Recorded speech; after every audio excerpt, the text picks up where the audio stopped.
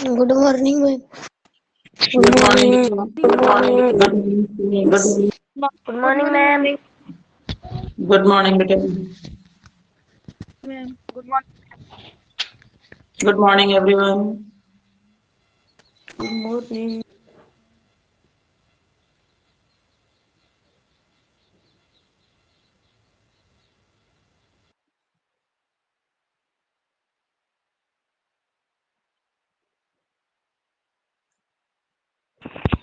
Good morning. चलिए बेटा, आज की हमारी क्लास स्टार्ट करते हैं। कल हमने पढ़ा था male reproductive good system morning और मैम। बेटा डिस्कस करेंगे फीमेल रिप्रोडक्टिव सिस्टम को। क्योंकि रिप्रोडक्शन अगर हमें ह्यूमन बीइंग के अंदर पढ़ना है तो हमें मेल रिप्रोडक्टिव सिस्टम और फीमेल रिप्रोडक्टिव सिस्टम दोनों को भी ध्यान से समझना होगा। तो कल हमने मेल रिप्रोडक्टिव सिस्टम को विद डायग्राम हमने डिस्क्राइब किया। हम डिस्कस करेंगे फीमेल रिप्रोडक्टिव सिस्टम। बेटा आप सभी अपने माइक ऑफ कर दीजिए। ठीक गंदा काम करेगी है ना ये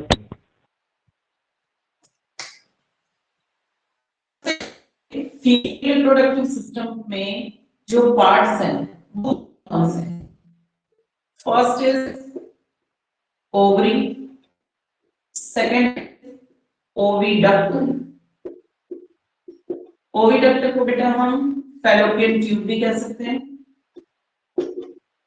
The other name of oviduct is fallopian tube.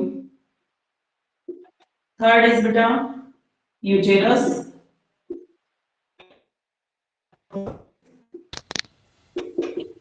Vagina. So beta, how many parts of female reproductive system? First is ovary, second is oviduct or fallopian tube, third is fourth is vagina. Diagram का diagram बना लेते हैं हम।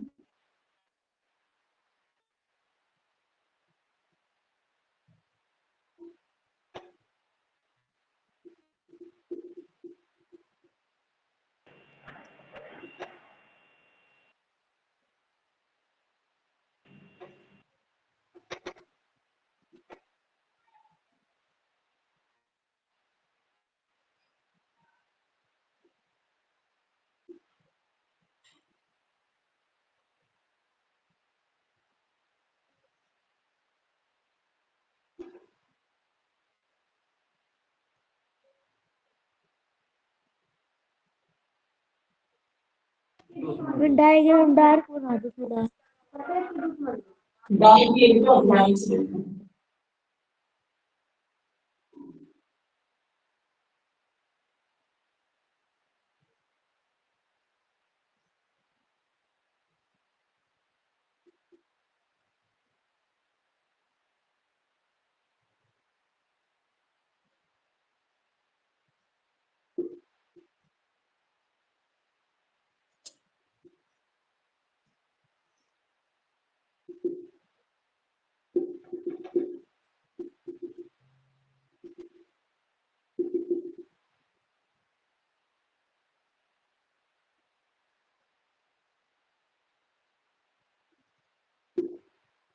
तो बेटा ये हमारा female reproductive system का डायग्राम है।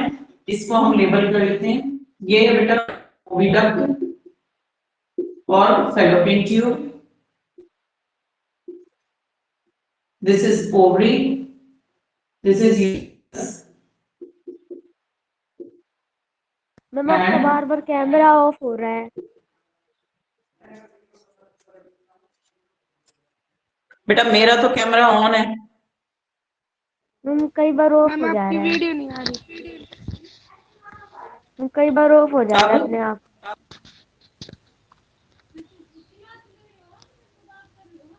मैम अब कभी अपने आप ही ब्लैक स्क्रीन आ जाती है बीच बीच में। बेटा नेटवर्क प्रॉब्लम हो सकती है, आराम से बैठो, कोई दिक्कत नहीं है। अगर नहीं देख पा रहे हो तो सही दिख रहा है। मैम अब दिख आप रहा है सही। सही दिख रहा है। मैम अब दिख रहा है सही। मैम दिख रहा है सही। हम सही दिख बिल्कुल। रहा है। मैम सच में दिख रहा है। तुम लोग आपस में मत बोलो। नेटवर्क इश्यू हो सकता है, आपके भी इसमें भी, फोन में भी हो सकता है, मेरे में भी हो सकता है, ठीक है। तो क्लास को डिस्टर्ब मत करो शोर करके।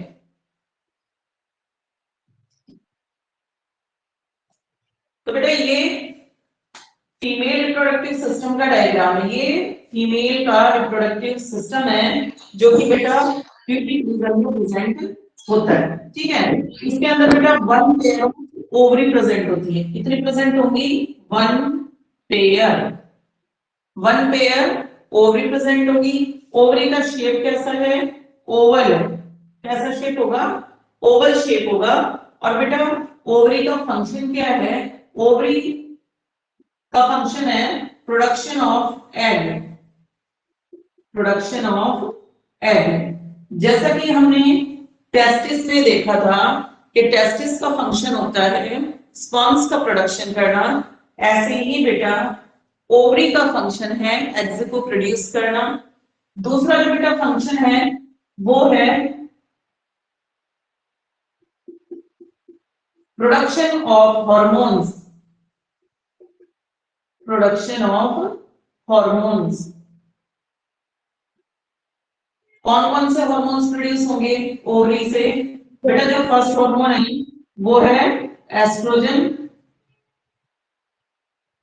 और बेटा जो सेकंड है वो है प्रोजेस्टेरॉन, प्रोजेस्टेरॉन, ठीक है। तो 2 हार्मोन्स को प्रोड्यूस करके एस्ट्रोजन एंड प्रोजेस्टेरॉन। और बेटा जो सेकंड फंक्शन है, जो मेन फंक्शन है वो है प्रोडक्शन ऑफ एग। मींस जो फीमेल गैमेट होते हैं या फीमेल जो जर्म सेल्स हैं उसको प्रोड्यूस करने का काम कौन करता है? ओवरी प्रोड्यूस करती है। ओके बेटा जो हमारा सेकंड जो पार्ट है वो है ओविडक्ट। ओविडक्ट यहां से लेकर और यहां तक का जो पार्ट है ये पूरा ओविडक्ट कहलाएगा। ओविडक्ट का फंक्शन जो होता है वो होता है कि to receive eggs from the ovary, क्योंकि ये ओवरी है, इस ओवरी से एग रिलीज होंगे। जब इससे एग रिलीज होंगे तो उन एग्स को कैच करने का जो काम है वो ये फैलोपियन ट्यूब करेगी। फैलोपियन ट्यूब का जो ये वाला पार्ट है, फिंगर लाइक जो स्ट्रक्चर्स हैं बेटा ये है फिम्बरी, इसको कहते हैं हम फिम्बरी। तो फिम्बरी क्या करती है? जब ओवरी से एग रिलीज होते हैं तो एग्स को कैच कर लेती है और रिसीव कर लेती है, फिर ओविडक्ट के अंदर से ही मींस ओविडक्ट क्या करती है? उस एग को यूटेरस तक पहुंचाने का काम करती है।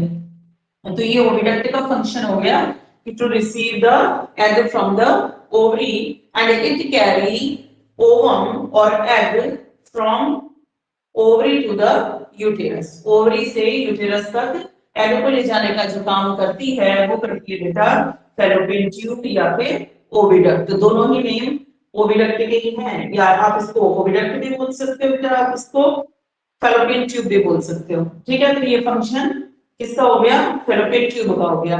जो बेटा थर्ड जो हमारा पार्ट है वो है यूटेरस। ये वाला जो आपको स्पेस दिखाई दे रहा है पूरा, ये है बेटा यूटेरस। और यूटेरस की 3 वॉल्स होती हैं। यूटेरस की कितनी वॉल्स होती हैं? 3 वॉल्स होती हैं। जो ये सबसे अंदर वाली जो वॉल है, जो इनर है, ये जो वॉल है बेटा ये कहलाती है एंडोमेट्रियम, एंडोमेट्रियम। और बेटा जो मिडिल है, मिडिल कहलाती है मायोमेट्रियम, मायोमेट्रियम। और बेटा जो आउटर है, आउटर कहलाती है पेरीमेट्रियम, पेरीमेट्रियम। तो जो यूटेरस है, यूटेरस की 3 लेयर्स हैं। Inner is, inner most is endometrium, middle is myometrium and outer is perimetrium. तो जब फर्टिलाइजेशन हो जाता है और जब जो एम्ब्रियो होता है, एम्ब्रियो का मतलब कि एम्ब्रियो रिसीव कहाँ होगा, कौन उसको रिसीव करता है? यूटेरस। यूटेरस की जो एंडोमेट्रियम वॉल है वो क्या करती है? उसको रिसीव करने का काम करती है। वो अटैच किसमें आकर होता है, किसमें आकर इम्प्लांट होता है बेटा? वो एंडोमेट्रियम के अंदर आकर ही इम्प्लांट होता है। और लास्ट में बेटा क्या है? लास्ट में जो हमारे पार्ट है वेजिना। वेजिना का बेटा फंक्शन है कि जब बेबी का बर्थ होता है तो In which place fertilization take place? क्या In which place fertilization take place? हाँ, तो आगे हम डिस्कस करेंगे ना, अभी तो हम ओनली पार्ट्स के बारे में पढ़ रहे हैं। फर्टिलाइजेशन होता है फैलोपियन ट्यूब में, ठीक है। पहले आप टॉपिक को समझिए, थोड़ा एक्सप्लेन कर रही हूँ मैं, अभी आगे चलते हैं। अभी तो हम इसका स्ट्रक्चर ही पढ़ रहे हैं ना, मेल रिप्रोडक्टिव सिस्टम का, फीमेल का। सॉरी, लास्ट जो बेटा हमारा पार्ट है वो है वेजिना। वेजिना किसमें हेल्प करेगी? अभी यहाँ पर हम इसके फीमेल रिप्रोडक्टिव सिस्टम के पार्ट्स और उसके फंक्शंस के बारे में पढ़ रहे हैं। तो बेटा वेजिना जो है, वेजिना बेबी के बर्थ में हेल्प करती है, बेबी के बर्थ में, बेबी के बर्थ को फैसिलिटेट करती है। मींस जो बेबी का बर्थ होता है वो वेजिना के थ्रू ही होता है। कि ये क्या करती है? बेबी के बर्थ में हेल्प करती है। कि ये क्या हो गया? इसका फंक्शन हो गया। तो स्ट्रक्चर को दोबारा से ध्यान से समझ लो। ये फीमेल रिप्रोडक्टिव सिस्टम का डायग्राम है बेटा। ये ओविडक्ट है, इसको आप फैलोपियन ट्यूब भी लिख सकते हो। ये वाले जो ओवल शेप जो स्ट्रक्चर्स हैं जो कि पेयर्स में प्रेजेंट है, वन पेयर प्रेजेंट होते हैं, तो ये है बेटा ओवरी। जो थर्ड जो हमारा पार्ट है वो है यूटेरस। यूटेरस बेबी के डेवलपमेंट के लिए स्पेस प्रोवाइड करता है। मतलब यहाँ पर बेबी का डेवलपमेंट होगा, यूटेरस के अंदर बेबी का डेवलपमेंट होगा। और यूटेरस की 3 वॉल्स होती हैं। जो सबसे इनर जो होगी वो इनर एंडोमेट्रियम, मिडिल है बेटा वो मायोमेट्रियम, और जो आउटर है वो है बेटा पेरीमेट्रियम।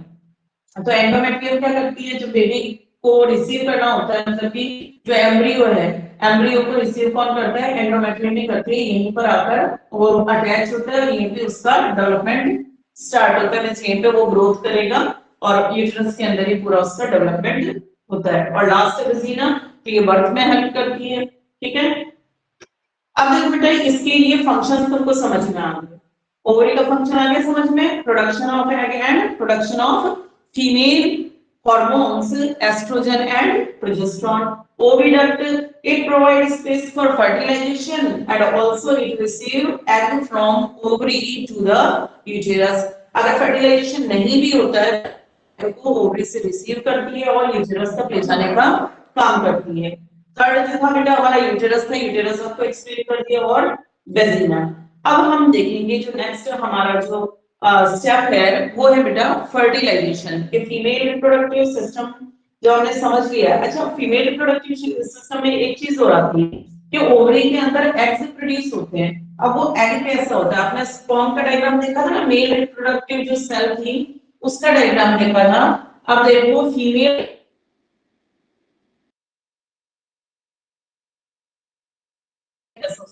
स्ट्रक्चर,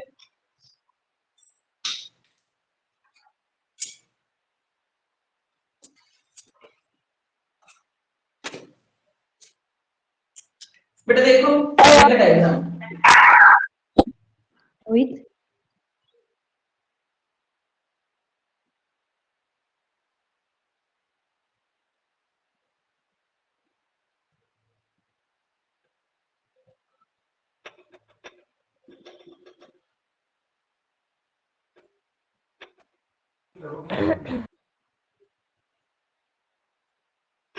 उदित हेलो उदित हेलो अभिषेक। हाँ बोल। Hello Udit.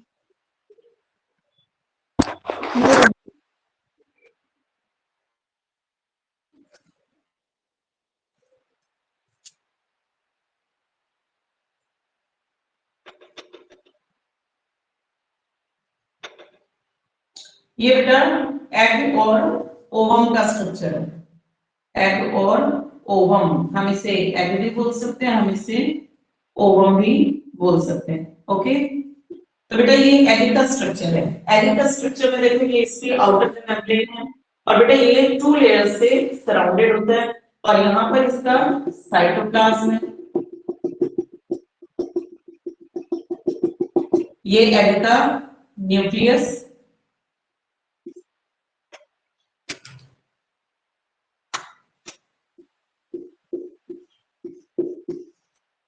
Nucleus of egg, and बेटा ये है इसका साइटोप्लाज्म। तो आपने स्पर्म का स्ट्रक्चर देखा था और ये हो गया एग का स्ट्रक्चर। ये फीमेल गैमेट है और स्पर्म क्या था? मेल गैमेट था। तो ये दोनों जब फ्यूज होते हैं मींस ये दोनों जब आपस में मिलते हैं उसी प्रोसेस को हम क्या कहते हैं, फर्टिलाइजेशन कहते हैं। तो फर्टिलाइजेशन को कैसे डिफाइन कर सकते हैं बेटा, फर्टिलाइजेशन क्या है, व्हाट इज फर्टिलाइजेशन। नेक्स्ट जो हमारा स्टेप है वो है फर्टिलाइजेशन। फर्टिलाइजेशन है बेटा the fusion of mail and female gamete, the fusion of male and female gamete is called fertilization। अब बेटा फर्टिलाइजेशन भी कितने टाइप का है, 2 टाइप का फर्टिलाइजेशन है। फर्स्ट जो है वो है बेटा हमारा इंटरनल फर्टिलाइजेशन,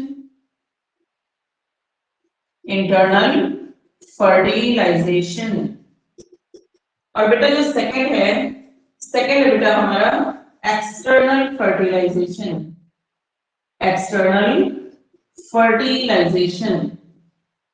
ओके, तो 2 टाइप का फर्टिलाइजेशन है। फर्टिलाइजेशन आया समझ में, फर्टिलाइजेशन क्या है, the fusion of male and female gamete is called fertilisation.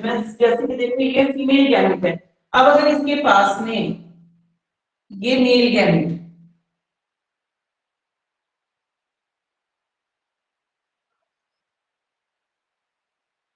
अगर ये मेल गैमेट आकर इससे फ्यूज हो जाता है, फ्यूज होने का मतलब है कि दोनों मिल जाते हैं, ये फीमेल गैमेट ये बेटा मेल गैमेट। तो फीमेल गैमेट और मेल गैमेट जब आपस में बिल्कुल फ्यूज हो जाते हैं, जब दोनों मिल जाते हैं, तो इस प्रोसेस को हम कहते हैं फर्टिलाइजेशन। मींस फर्टिलाइजेशन किसको कहेंगे, जब दोनों आपस में मिलेंगे, जब दोनों का फ्यूजन होगा तो वो प्रोसेस कहलाएगी fertilisation. The fusion of male and female gamete is called fertilization। And बेटा 2 टाइप्स ऑफ फर्टिलाइजेशन, अगर 2 टाइप्स का फर्टिलाइजेशन होता है, internal fertilization and external fertilization. अब देखो फर्टिलाइजेशन तो तब माना जाएगा जब दोनों गैमेट आपस में मिलेंगे। अब ये इंटरनल और एक्सटर्नल क्या है ये समझ लो बेटा। जो हमारा फर्स्ट टाइप है इंटरनल फर्टिलाइजेशन, इंटरनल फर्टिलाइजेशन का मीनिंग है कि अगर फीमेल की बॉडी के अंदर दोनों गैमेट्स आपस में फ्यूज होते हैं, तो इस टाइप का फर्टिलाइजेशन कहलाता है इंटरनल फर्टिलाइजेशन। इसकी डेफिनेशन क्या होगी, when the fusion of male and female gamete, when the fusion of male and female gamete occur inside the female body, अगर फीमेल की बॉडी के अंदर मेल और फीमेल गैमेट आपस में मिलते हैं तो ये प्रोसेस कहलाती है इंटरनल फर्टिलाइजेशन। और बेटा एक्सटर्नल फर्टिलाइजेशन मींस जब मेल और फीमेल गैमेट फीमेल की बॉडी से बाहर मिलेंगे, मींस जो फीमेल है वो भी अपने एग्स को रिलीज कर देगी और जो मेल है मेल भी अपने स्पर्म्स को रिलीज कर देगा एग्स के साथ में। तो जब बाहर फीमेल की बॉडी से बाहर जब दोनों आपस में मीट होंगे ना, जब दोनों आपस में फ्यूज होंगे, तो बेटा ये प्रोसेस कहलाएगी एक्सटर्नल फर्टिलाइजेशन। और बेटा इंटरनल फर्टिलाइजेशन के एग्जांपल्स कौन कौन से हैं, देखो इंटरनल का एग्जांपल है human being, dog, elephant, cat, horse, ठीक है, ये सब किसके एग्जांपल हो गए इंटरनल फर्टिलाइजेशन के। और बेटा एक्सटर्नल के एग्जांपल्स जो हैं वो है बेटा फिश, स्टारफिश और जो फ्रॉग्स हैं बेटा उनके अंदर क्या होता है एक्सटर्नल फर्टिलाइजेशन होता है। तो I hope you understood that what is fertilization. Fertilization is the fusion of male and female gamete, और मेल और फीमेल गैमेट का आपस में मिलना कहलाता है फर्टिलाइजेशन। 2 टाइप्स का फर्टिलाइजेशन होता है, internal fertilization and external fertilization. Internal fertilization जब फीमेल की बॉडी के अंदर दोनों गैमेट्स आपस में फ्यूज होंगे, एंड एक्सटर्नल फर्टिलाइजेशन जब फीमेल की बॉडी से बाहर दोनों गैमेट्स आपस में फ्यूज होंगे, तो उसे हम कहेंगे बेटा एक्सटर्नल फर्टिलाइजेशन। अब बेटा आफ्टर फर्टिलाइजेशन क्या क्या होगा, आफ्टर फर्टिलाइजेशन जो न्यू जो स्ट्रक्चर बना है उसका डेवलपमेंट होगा। तो हम देखेंगे कि ह्यूमन बीइंग के अंदर किस तरीके से दोनों मीट होते हैं, और मीट होने के बाद में वहां पर क्या होता है। अब इसकी जो थोड़ी नींव है बेटा ये हटा देती हूँ।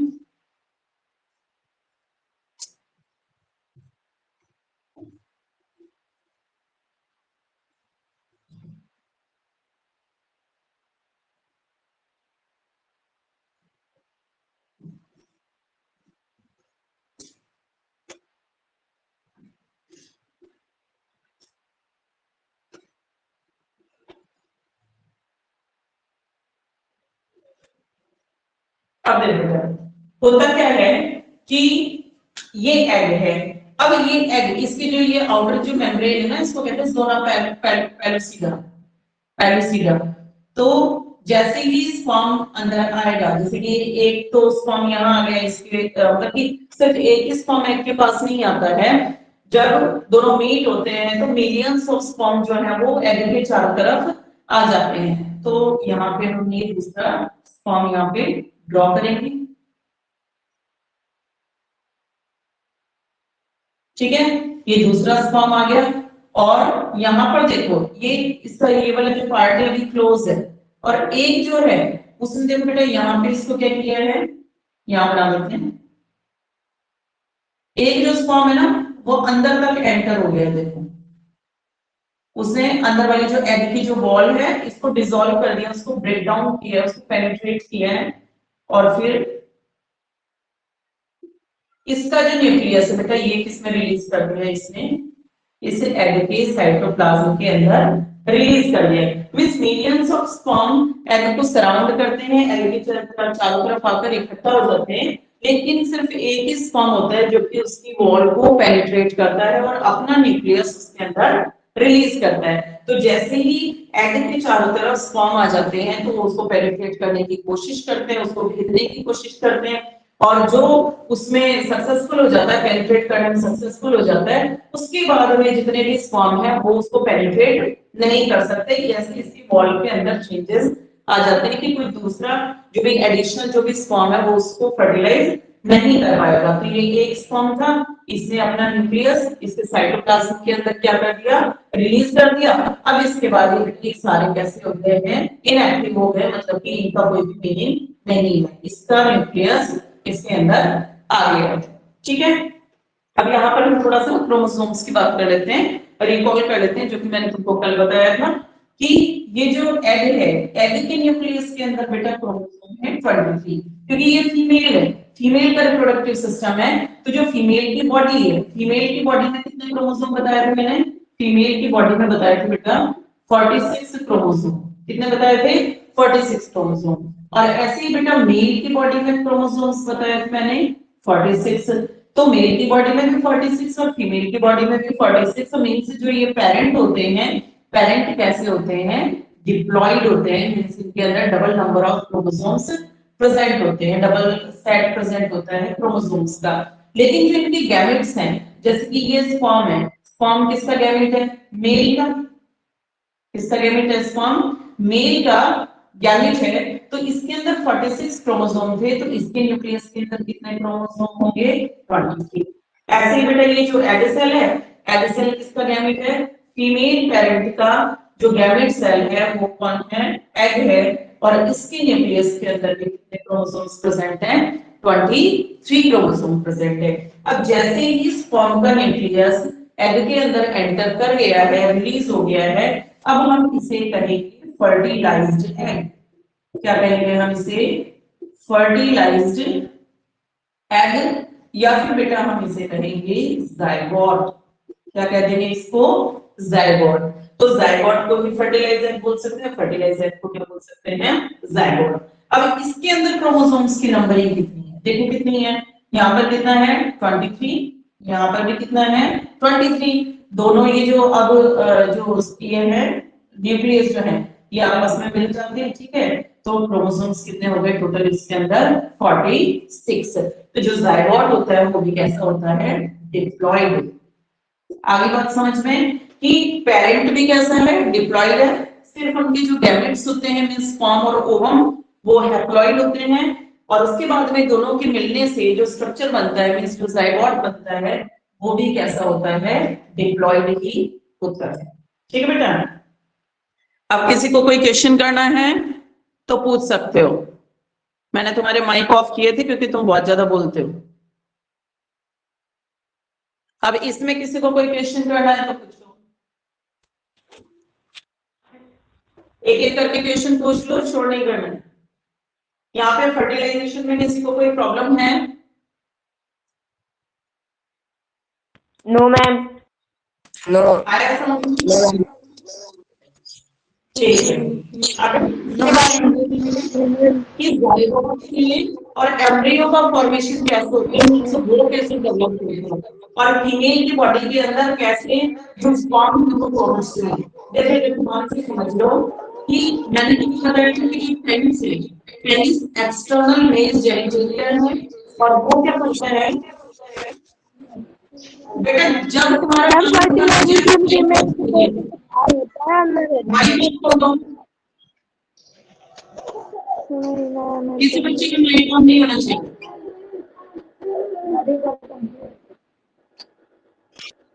जो पेनिस है, पेनिस क्या करता है वजीना के अंदर स्पर्म्स को रिलीज कर देता है। ठीक है, तो यहाँ पे स्पर्म्स जो है वो रिलीज हो गए। लकी उड़ी ठीक है, अब ये जो स्पर्म्स है ये ट्रेवल में जाएंगे फैलोपियन ट्यूब में। मतलब इस ओवरी से जब रिलीज हुए तो कहाँ जाएंगे, यहाँ पर इस फैलोपियन ट्यूब के अंदर ये आ जाएंगे ट्रैवल करके। किसके थ्रू आएंगे, वेजिना के थ्रू आएंगे और कहाँ पर आ जाएंगे, फैलोपियन ट्यूब के अंदर आ जाएंगे। तो आगे की जो प्रोसेस है वो हम ओनली फैलोपियन ट्यूब का डायग्राम बनाकर और समझेंगे।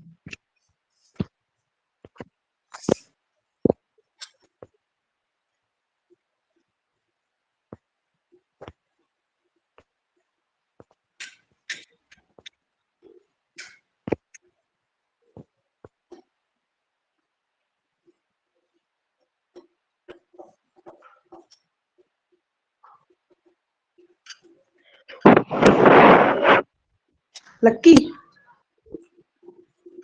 ये लगी तो कौन बार बार प्रॉब्लम क्या है, मैं फिर से माइक ऑफ कर दूंगी फिर तुम बोल नहीं पाओगे।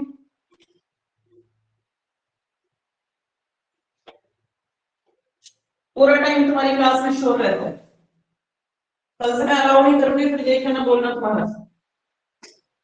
अब नेक्स्ट देखो, यहाँ पर हम फैलोपियन ट्यूब का डायग्राम बनाएंगे कि किस तरीके से स्पर्म्स जो है वो जाते हैं एग को फर्टिलाइज करते हैं और आफ्टर फर्टिलाइजेशन एग के अंदर जो फर्टिलाइज एग है उसके अंदर क्या चेंजेस होते हैं। तो बेटा देखिए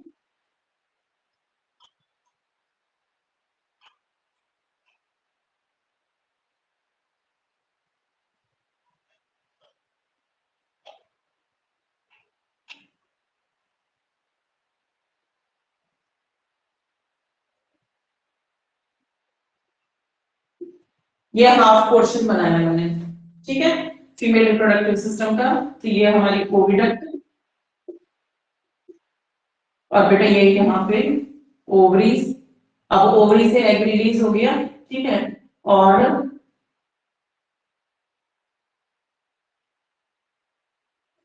यहाँ पर ये एग का न्यूक्लियस। अब बेटा यहाँ पर स्पर्म्स आएंगे,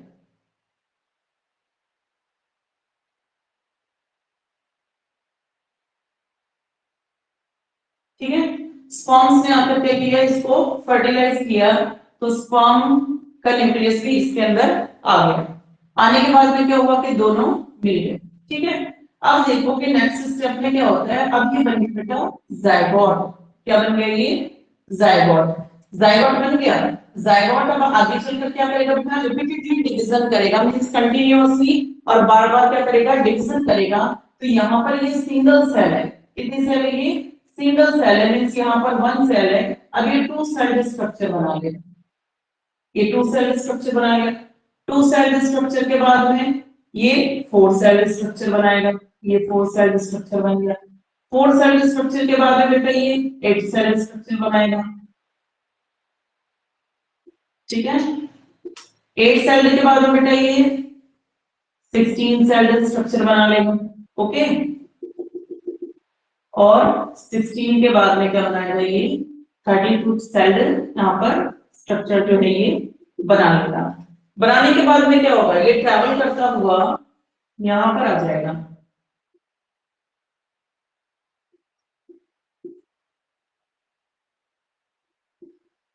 ठीक है। आने के बाद में यहाँ पर एम्बेडेड हो जाएगा, ये जो यूटेरस की जो वॉल है ना, एंडोमेट्रियम है, एंडोमेट्रियम के अंदर आकर ये एम्बेडेड हो जाता है।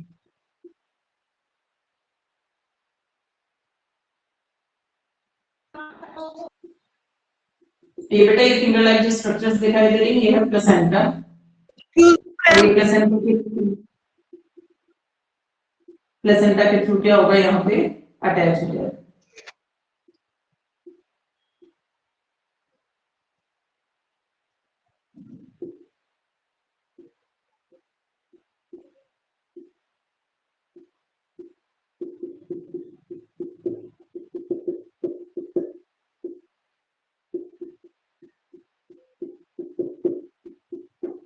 ठीक है, तो यहाँ पर आकर बेटा जब ये एम्बेडेड होता है तो इसके एम्बेडेड होने की ये जो प्रोसेस है ये कहलाती है इम्प्लांटेशन।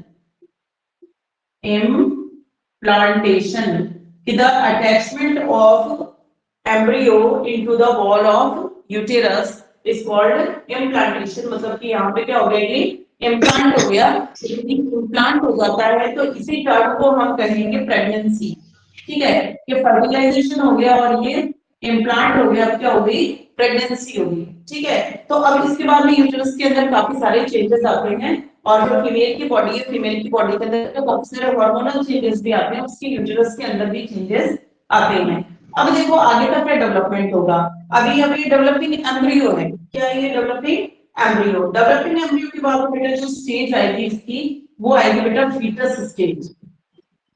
फीटस क्या है, वो स्ट्रक्चर है जिसमें कि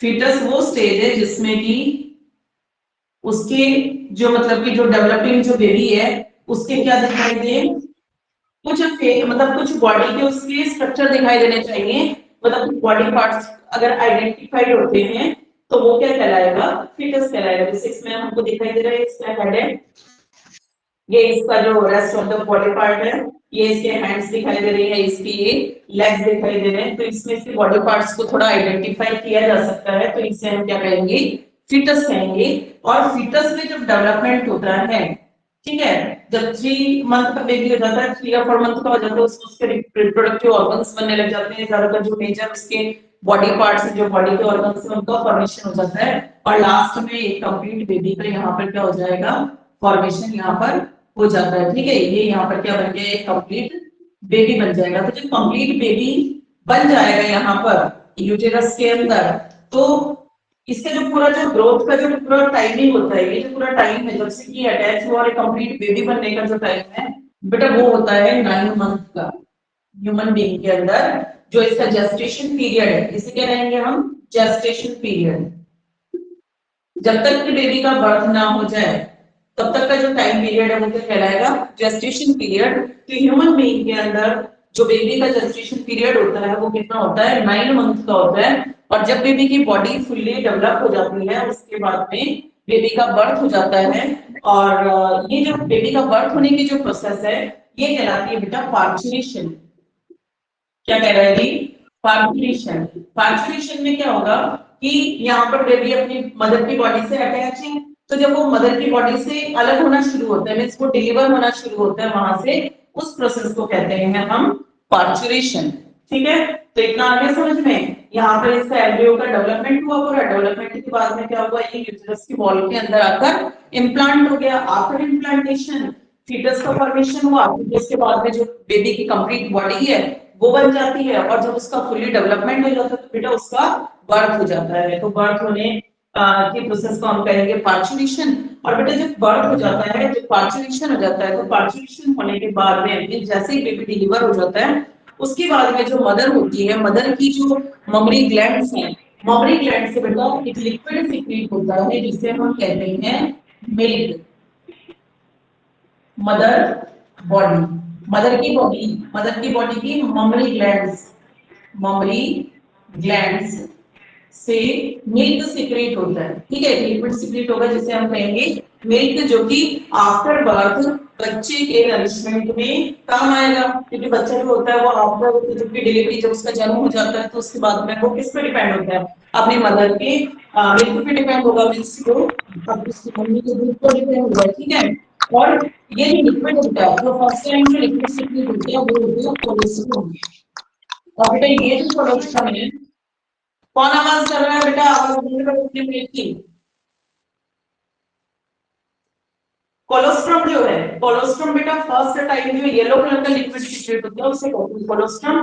इस कोलोस्ट्रम के अंदर काफी सारी एंटीबॉडीज होती हैं और ये जो एंटीबॉडीज होती है ये बेबी के इम्यून सिस्टम को स्ट्रॉन्ग बनाती हैं, उसके इम्यून सिस्टम को बूस्ट करती हैं। उसके लिए ये जो लिक्विड है ना, जो फर्स्ट 2 डेज जो सीक्रेट होगा उसको कंज्यूम करना बेबी के लिए बहुत ही इंपॉर्टेंट है। उससे जो बॉडी है बेबी की वो हेल्दी होती है। ठीक है बेटा, तो यहाँ पे जो इसकी पूरी जो प्रोसेस है रिप्रोडक्शन की वो कंप्लीट हो गई है।